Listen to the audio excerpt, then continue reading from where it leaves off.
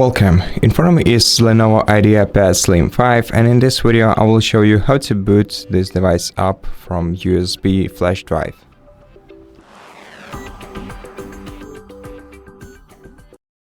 So of course prepare a bootable USB flash drive and insert it into one of the available USB slots on your PC.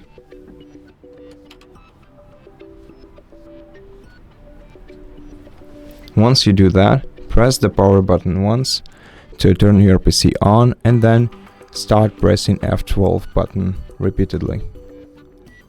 So you press the power button once and then start clicking the F12 button until you see a screen like this. You can navigate here using your touchpad or with arrow buttons to select one of the options and to select the bootable USB flash drive. In my case, it's displayed as EFI USB device. So to boot from it, press enter after you select it, and then wait until your device boots up from USB.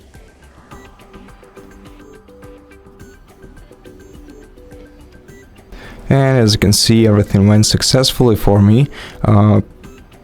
I just booted up my Windows 11 setup window. In case you had your maybe other operational system on that pen drive, it had to boot up too. So at this point we can close this window by entering X, by selecting X icon, and then confirming by clicking yes, and after that the laptop will restart into the normal mode. And that's basically it. That's how you boot your device from USB flash drive. Thank you for watching this video. If it helped you, consider subscribing to our channel, leave us a like and a comment below, and I'll see you in the next one.